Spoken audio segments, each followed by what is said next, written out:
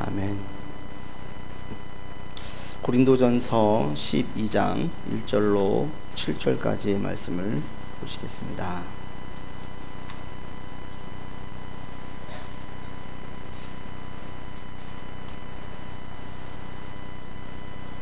같이 합독하겠습니다.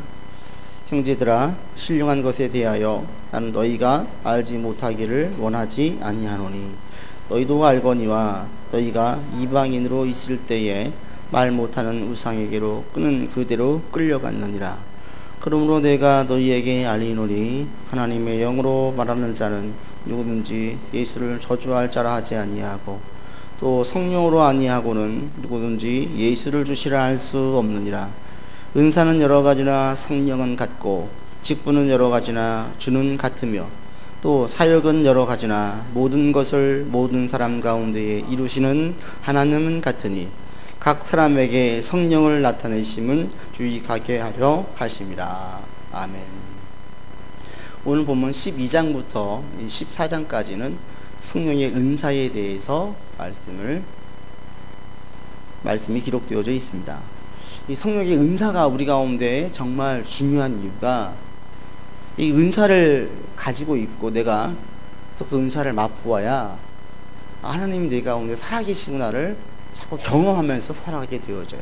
이게 실제구나. 성경에 있는 하나님이 이게 실제구나. 실제 지금도 살아계시는구나. 이거를 자꾸 느낄 수가 있는 거예요. 그러니까 여러분 가운데 하나님의 살아계심을 자꾸 느끼기 원한다면 성령께서 내 가운데에서 역사하신 것들을 느껴야 돼요. 예수님께서 말씀하신 때에 내가 너희를 떠나가는 것이 복되다 라고 말씀하셨어요. 왜? 육신적인 몸을 입고 오신 예수님은 그 육신의 한계 제한을 받기 때문에 모든 성도들과 함께 할 수 없었어요. 그런데 성령 하나님은 육신을 입고 오신 분이 아니시기 때문에 모든 성도에게, 각 사람들에게 어디에 있든지 간에 다 영향을 끼칠 수가 있는 거죠. 그리고 함께 하실 수가 있는 거예요. 때문에 예수님께서 올라가시는 것이 오히려 복되다라고 말씀하셨어요. 우리가 그것들을 받아 누리면서 경험하면서 살아야 되는데 의외로 많은 분들이 이 성령에 대해서 경험하지를 못해요. 그러면 성령을 경험하지 못하면 확신도 부족하고 계속 믿음으로 고백하지만 자신이 없습니다. 오늘 본문을 통해서 여러분 가운데에 먼저 성령님과 함께 경험한 것들을 이 14장까지 쭉 가면서 그 은사에 대한 열망도 있으시고 또 소망도 있으시고 성령의 역사를 자꾸 경험하시면서 신앙생활할 수 있는 방향으로 나아갈 수 있기를 바랍니다. 먼저 오늘 본문에서 바울은 그 성령의 은사를 이야기하기 전에 누가 성령의 역사를 경험할 수 있느냐, 누가 먼저 성령님의 은사를 받기에 기본적인 자격을 갖추고 있느냐, 그 얘기를 쭉 하십니다. 1절에 보시면 형제들아 신령한 것에 대하여 라고 말씀하시면서 이 신령한 것이 뭐냐면 이 spiritual gift예요. 영적인 은사들이에요. 쭉 이제 은사들에 대한 이야기를 합니다. 그럴 때에 누가 이런 은사를 가질 수 있느냐, 기본 자격이 어떤 사람에게 있느냐, 그것을 쭉 3절로부터 이야기를 합니다. 3절에 뭐라고 이야기합니까? 3절 같이 읽어보겠습니다. 그러므로 내가 너희에게 알리노니 하나님의 영으로 말하는 자는 누구든지 예수를 저주할 자라 하지 아니하고 또 성령으로 아니하고는 누구든지 예수를 주시라 할 수 없다. 하나님의 영인 곧 성령님이시고요. 성령님이 있는 자들은 예수를 저주하지 않는다. 저주할 자로 여기지 않는다. 왜? 십자가에 못 박히신 분인데 그 저주였었거든요. 유대인들이 예수를 저주할 자로 이야기했었는데 저주할 자가 아니라고 고백하는 사람들은 성령이 있다. 또 하나 3절 마지막에 성령으로 아니하고는 예수를 주시라 할 수 없다. 즉 예수를 주로 고백하는 사람들에게는 모두가 다 성령님이 계시다라는 거예요.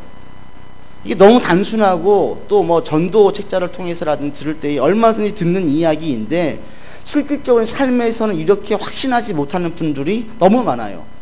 주로 어떤 사람들에게 성령님이 역사할 거라고 믿어요? 보통 우리는 기도를 많이 하거나 성경을 힘있게 많이 알고 있어서 가르치거나 또는 어떤 은사를, 치유의 은사든지 다양한 눈에 보이는 은사를 가진 분들이 곧 성령께서 역사하시는 분들이라고 생각을 해요. 그런 분들에게 성령께서 더 크게 역사하실 것이라고 생각을 해요.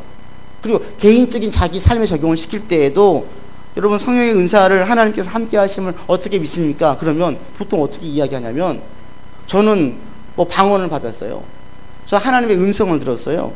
저는 병이 나았어요. 뭐 기도가 응답되어졌어요. 이런 식으로 말을 해요. 또 오늘날 교회 성도들 가운데 가장 많이 이야기하는 것이 방언이에요. 12장에서 14장까지 방언 이야기를 합니다. 그런데 보통 사람들이 이야기할 때에 은사의 성령의 사인을, 성령이 내 안에 계세요, 이걸 이야기할 때 방언은 얘기해요. 저 방언 받았어요. 뭐 말 다 했죠. 저 은사, 성령이 함께 하시는, 이렇게 이야기를 해요. 또 저 교회가 방언을 뜨겁게 막 기도하면, 야, 저 교회는 성령님께서 강하게 역사하시는 교회야, 이렇게 이야기를 해요. 그런데 바울이나 성경이나 어디에서도 방언으로 뜨겁게 기도하는 교회가 하나님께서 강하게 역사하신 교회다 말씀하지 않고요. 개인적으로 방언으로 막 기도하는 사람들에게, 야, 저 사람은 성령 충만한 사람이라고 얘기하지도 않아요. 오늘 본문에 바울이 뭐라고 했습니까? 3절에 예수를 주로 고백하는 사람이 곧 성령님이 함께한 사람이래요. 여러분도 이 부분을 확실하게 하고 좀 넘어갔으면 좋겠어요.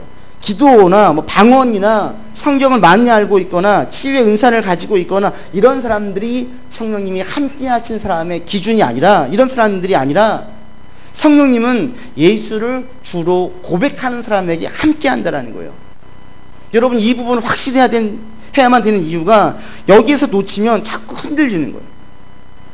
그리고 여러분이 예수를 주로 고백하니까 뭐 이게 예수를 주로 고백하는 것이 쉬운 것 같은데, 여러분 믿지 않는 사람들을 보세요. 예수를 주로 고백하는 것이 얼마나 어려운지 몰라요.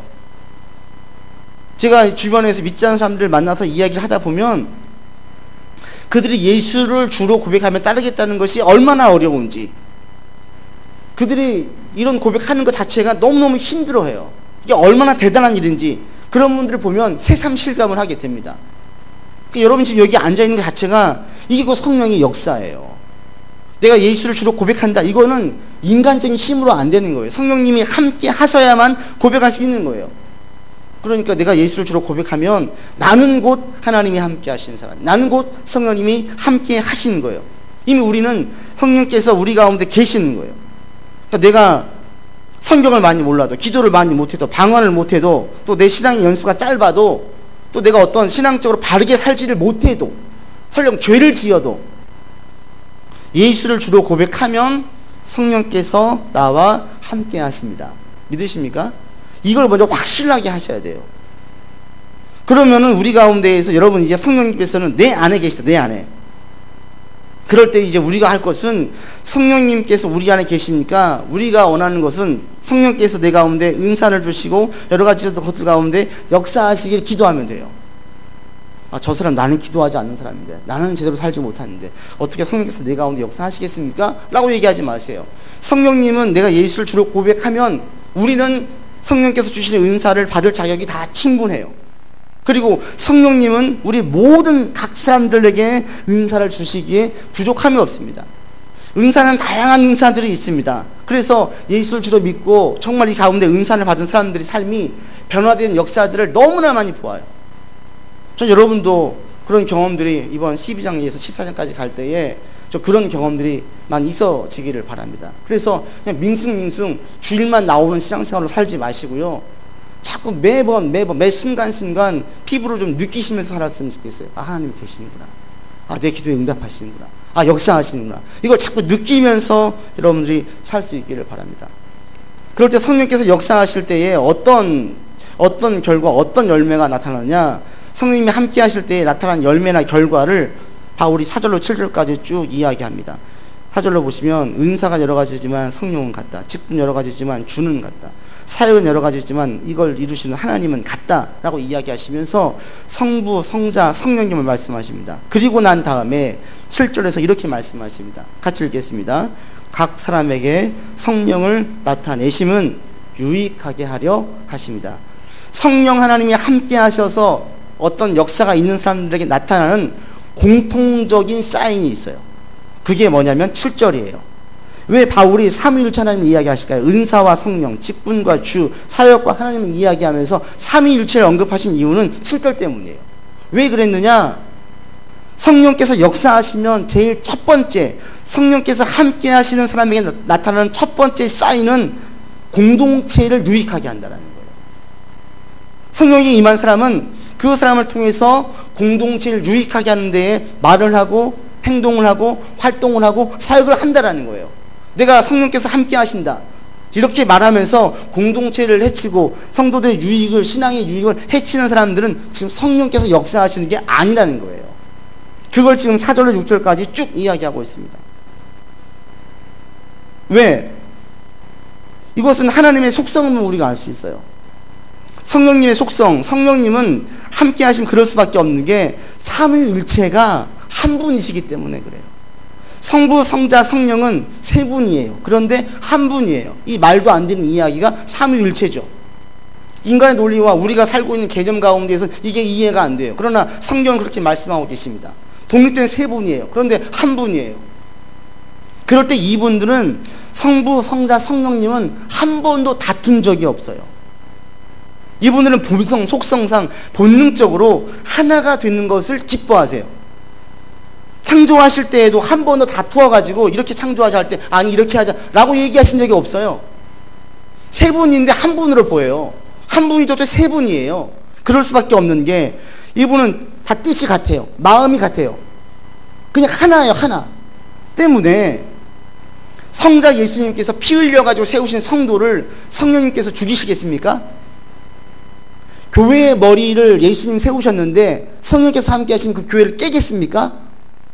하나님이 불러서 자녀 삼아주셨는데 그 하나님의 뜻과 성부 하나님의 뜻과는 다르게 성령께서 그 사람을 죽이게 하겠습니까? 아니라는 거예요. 성령님은 본능적으로 예수의 피로 세운 교회를 더 세우려고 하고 하나님 택정하신 자녀를 더욱더 건강하게 하는 데에 성령님은 본능적으로 활동하시는 거예요. 우리가 불을 볼 때 불은 열을 내는 속성이 있어요. 그래서 불을 가까이 있으면 자연스럽게 모든 사람들이 따뜻함을 느껴요. 이건 되는 거죠. 이 속성이죠. 그런데 만약에 불 옆에 갔는데 안 따뜻해. 계속 안 따뜻해. 왜 그래요? 불이 아닌 거예요. 아무리 불 같아도 불이 아닌 거예요. 성령도 똑같다라는 거예요. 여러분 여기서 헷갈리면 안 돼요. 어떤 사람이 막 은사가 있어요. 어떤 사람들은 무엇인가 기도도 열심히 해요. 그런데 성령의 사람이 아닌 경우도 있어요. 그럴 때 그걸 나눌 수 있는 첫 번째 기준이 바로 이거예요. 그리스도께서 세우신 사람들, 교회들을 건강하게 하는 데에 그 은사를 쓰고 있는가, 깨는 데에 쓰고 있는가, 이 부분들을 여러분 명확하게 하시면 돼요. 이게 오늘날 왜 중요하냐면 깨지는 교회, 깨지는 공동체가 너무 많아요. 또 관계성도 깨지면서 사는 성도들도 많아요. 그런데 그런 사람들 볼 때 신령한 분, 하나님의 사람이라고 얘기하는 경우들이 축켜 세우는 경우들이 있어요. 성경은 절대 그렇게 말하지 않습니다. 만약에 목사님이 신령한 목사님이라고 했는데 자기 라인 만들어가지고 늘 자기 말만 듣는 사람들을 세우고 자기 말 듣지 않는 사람들을 멀리 내보낸다면 그분은 신령한 목사님, 성령의 강권적인 주장을 받는 목사님이 아니에요. 구원받지 않았다는 얘기가 아닙니다. 하나님의 자녀가 됐지만 성령께서 강하게 역사하시지를 못하는 거예요. 늘 기도하는 권사님이 막 성도들에게 상처 주고 무엇인가 자기 얘기대로 안 되면 네가 나를 무시해 막 이러면서 막 그냥 깔아뭉개서 이 권사님 가시는 곳마다 싸움만 나고 트러블 생기고 그 공동체가 와해되어지면 그 권사님은 성령의 사람이 아닌 거예요. 기도를 2시간 3시간 하고 늘 새벽 예배를 드려도 그 권사님은 성령께서 주장하시는 사람이 아니에요. 여러분들이 이 부분들을 좀 확실하게 하시기를 바랍니다. 아니 저 목사님에게서 병이 나왔는데요. 그럼 성령의 사람이 아니에요? 근데 그 목사님이 알고 보니까 교회에서 자기 세를 만들어가지고 자기 세력과 반대되는 이야기를 하는 사람들을 자꾸 내친다면 이분은 성령의 사람이 아니라는 거예요. 그래서 저도 늘 그런 부분에서 되게 조심하고 경계하고 있어요. 여러분도 마찬가지입니다. 정말 조심하셔야 돼요. 정말 가끔씩 나 자신도 믿으면 안 된다는 생각을 자꾸 다짐을 해요. 이번 성경 통독을 하면서도 사무엘을 보면서 다시 한번 느꼈어요. 사무엘이 얼마나 실실한 사람이에요. 그런데 사무엘이 치명적인 실수가 언제 합니까? 왕을 세울 때. 가장 중요한 일 중에 한 가지가 왕을 세우는 일이었어요. 왕을 세울 때에 엘리압을 보고 다윗의 큰 형인 엘리압을 보고 그의 외모를 보면서 이 사람이다라고 자기는 찜했어요. 그런데 하나님께서 뭐라고 말씀하십니까? 아니라 그래요. 너는 외모를 보지만 난 중심을 본다라고 말씀하십니다. 그리고 다윗을 세워요. 근데 그때 만약에 사무엘이 아니 하나님 아닙니다. 제가 볼 때 이 사람입니다. 하나님의 음성을 거절하고 외면하고 만약에 이 사무엘이 아닌 엘리압을 왕으로 세웠다면 어떻게 됐겠습니까? 그러면 그 당시에 사무엘은 하나님의 사람이 아닌 거예요. 그런데 사무엘은 자기 생각을 접고 하나님 말씀에 순종했어요. 자기 생각을 내려놓았어요. 저를 포함한 많은 목사님들이 또는 열정적인 사람들이 열정으로 하다 보니까 자기 생각이 사로잡혀 있어요. 이게 옳대요. 계속 고집을 해요. 그런데 성경에서 아니야 라고 이야기할 때 못 일어나요, 쉽게. 그 행동이 공동체를 깨잖아. 많은 대외적으로 많은 분란을 일으키잖아. 교회가 영향을 받아서 욕을 먹잖아 라고 이야기할 때 그걸 못 내려놓아요. 결국은 그게 뭐예요? 성령의 사람이 아닌 거예요, 그 당시에. 여러분들이 이 부분들을 분명하게 잘 할 수 있기를 바랍니다. 이런 일들이 슬프게도 오늘날 한국 교회 가운데 비일비재해요. 항동직 선거하고 나면 교회 가운데 꼭 문제가 생겨요. 목사님이 왜 장로의 자질이 없는 사람을 장로로 세웠느냐, 막 비방하고 소리가 나와요. 저 사람은 목사님 말씀은 무조건 예예예 하니까 저 사람 세웠다라는 거예요. 누가 봐도 자질이 안 돼 있어요. 준비가 안 돼 있어요. 장로로 세웠어요. 어떻게 돼요? 정말 교회 가운데 나중에 보면은 문제가 생겨요. 파당이 나누어져요. 심지어는 세웠던 그 사람도 나중에 교만해져 가지고 목사를 대적하기도 해요. 이런 일들이 교회 가운데 비일비재해요. 목사뿐 아니에요. 권사님, 장로님, 집사님, 일반 성도, 열정적인 사람들 다 마찬가지예요. 또 우리가 가질 때에 제일 중요한 첫 번째가 내가 하는 말, 내가 하는 행동과 활동들이 다른 성도들을 세우고 공동체를 세우고 건강하게 만드는 데 내가 두고 있느니 이거를 보아야 됩니다. 근데 우리는 이런 것들을 보지 않고 무조건 방언말하고 어떤 은사를 가지고 있고 병을 낫게 하고 이러면 마치 진짜 신령한 사람인 것처럼 하나님께 주도 잡힌 사람인 것처럼 생각을 해요. 결코 그렇지 않습니다. 여러분들 이 부분에서 확실하게 잘 분별하셔서 오늘날 성령님께 주도받는 사람이 누구인지, 누가 진짜 신실한 성도이고 하나님께 칭찬받는 사람인지, 내가 정말 믿음이 좋은 사람으로 인정할 사람이 누구인지를 잘 분별할 수 있기를 바랍니다. 그렇게 하지 않으면 나도 시험 들 수 있고 나도 넘어질 수 있어요. 근데 우리가 성령의 사람이 되기 위해서, 성령께서 나를 주장하시는 사람이 되기 위해서 우리가 기본적으로 알아야 될 한 세 가지가 있습니다. 그게 뭐냐면 첫 번째, 예수를 주로 고백하면 모든 사람이 성령의 사람이 되는 것은 아니에요. 예수를 주로 고백하면 성령께서 나와 함께 하세요. 그런데 그 성령님은 바로 그 사람이 성령의 사람이 아니에요. 그게 왜 그러냐면 관계성 때문에 그래요. 성령 하나님과 우리와의 관계는 주종 관계가 아니에요. 주인이 종을 강제적으로 강압적으로 무엇인가 시키는 하나님과 우리의 관계가 아니에요. 하나님과 우리의 관계는 인격적인 관계예요. 마치 부모와 자녀가 인격적인 관계를 잘 맺어지는 경우에 부모가 자녀에게 설득하는 것처럼 하나님은 우리를 설득하세요. 성령께서 내 안에 계시지만 내가 원하지 않으면, 내가 고집부리면 성령님은 활동하지 못해요. 성령께서 활동하시기 위해서는 첫 번째 여러분 마음이 성령님 저를 주장해 주세요. 성령 하나님 저를 이끌어 주세요. 라는 고백이 있어야 돼요. 오늘 여러분 예배를 마칠 때 이런 고백을 먼저 하십시오. 다시 한번 하십시오. 이런 고백들은 자주 하셔야 돼요. 성령 하나님 저를 주장해 주십시오. 나의 경험, 나의 생각, 나의 이해, 또 나의 옹졸한 사고, 이런 것들이 하나님의 뜻과 위배되게 가지 않게 하려면 자꾸 내가 오픈마인드 열어야 돼요. 하나님께 열어야 돼요. 사람들에게 열지 말고 하나님께 여세요. 그리고 하나님 성령 하나님 저를 주장해 주십시오. 저를 이끌어 주십시오. 제게 말씀해 주십시오. 제 마음에 감동을 주십시오. 제 생각에 하나님의 생각을 집어넣어 주십시오. 라고 얘기하세요. 이 고백이 첫 번째예요. 그럴 때에 우리가 하나님의 역사를 볼 수 있습니다. 그리고 앞서 말씀드린 것처럼 분명한 또 한 가지는 많은 은사를 소유한 사람이 성령의 사람이 아니라는 거예요. 이거 확실하게 하세요. 은사는 성령께서 주세요. 그런데 그 사람이 성령께서 주장하신 사람이 아니어도 은사를 거두어 가지 않는 경우들이 있어요. 여전히 은사를 쓰고 있음에도 불구하고 이 사람들은 하나님의 말씀을 듣지 않는 경우들이 있어요. 때문에 은사를 보고 여러분 난 성령의 사람이야 라고 평가하면 절대 안 돼. 내가 방언으로 기도하니까 난 성령의 사람이야. 아니에요. 앞서 말씀드린 것처럼 내가 성도가 힘들어할 때, 시험 들 때, 나 때문에 누군가 시험 들었다면 그것 때문에 내가 아파하는가? 그런 게 성령의 사인이에요. 근데 누군가 시험 들었는데 내가 전혀 아파하지 않아. 내가 공동체를 깼어요. 근데 전혀 이게 뻔뻔해. 이런 사람들이 지금 완악해져 가고 있는 거지요. 성령의 사람이 아닌 거예요. 그러니까 그 사람의 은사, 많은 성경 지식, 그동안 많은 역사들, 이걸로 그 사람이 성령의 사람이라고 보지 말라는 거예요. 여러분도 마찬가지예요. 내가 모태신앙인데, 그래서 이렇게 활동을 했는데, 내가 이렇게 기도를 생활하고 있는데, 내가 이렇게 성경을 읽고 있는데, 내가 이렇게 열심히 성경을 가르치고 있는데, 다 필요 없어요. 성령의 첫 번째 역사는 이런 것이 아니라 공동체 사람들, 한 영혼들 귀히 보면서 그 사람들 세우는 것을 내가 같이 귀하게 여기고 있는지, 이게 바로 성령의 쌍이라는 거예요. 그 다음에 또 한 가지는 앞서 이 같이 연결되어지는데, 한 번 성령의 사람이 되었다고 해서 영원히 성령의 사람으로 사는 것은 아니에요. 강하게 성령이 역사하셔가지고 어떤 사역과 어떤 일시적인 기간 동안에 확 이끌고 갈 수가 있어요.